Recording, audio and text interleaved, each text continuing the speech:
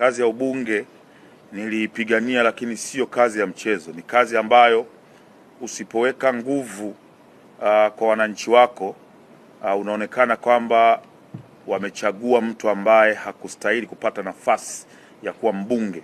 Sasa kutokana na ubize, mara nyingi tumekuwa tukutana, lakini nakumbuka hapo nyuma tulikuwa kila wiki tunakutana aidha mara moja au mara mbili, lakini leo nimekuja mbele yenu kwa sababu leo ndio siku ambayo naingia shule kwa mara ya kwanza. Shule ninayokwenda inaitwa Brothers Academy. Kwa nini nimechagua Brothers Academy? Kwa nini sio shule nyingine? Nitasomaje? Mfumo gani wa masomo ambao nitapitia? Nimechagua mchepuko gani? Mchepuko mimi ni mtu wa hati mtu wa hati ni mchepuo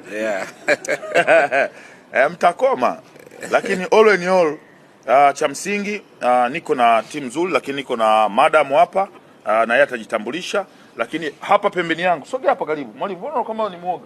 Huyu ndo mwalimu wangu ambaye mara nyingi atahakikisha anazitoa pombe kichwani na kuweka madini ya shule kichwani kupitia Brothers Academy, kwa sababu imekuwa kuna maneno mengi sana, Baba Levo hana degree. Mzee wangu nisaidie nipate degree. Imeisha hiyo. Naomba unisaidie nipate degree.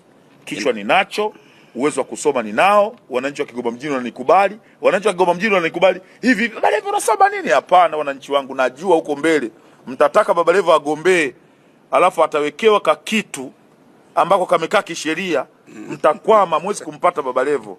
Kwa huo ni mtego. Kukubali kama Baba Levo asisome akapata vyeti, huo ni mtego. Sio kama unaelewa. Nakumbuka mzee wangu wakati nafanya kazi kwa mzee wangu Diamond Platnumz ambaye ndo ananilipia ada kwenu. Yeye ndo anayelipa, na amesema Baba Levo usitoe shilingi 10, nalipa kila kitu. Nilitolewa redioni na kitu kinaitwa ithibati. Umeelewa vizuri? Nina talent. Diamond Platnumz anajua kabisa Baba Levo anaingiza pesa ambayo inaweza kulipa wafanyakazi wengine wa Wasafi zaidi ya 27. Sio kama unanielewa. Alafu inakuja kigezo cha ithibati, Baba Levo anatakiwa atolewe. Makampuni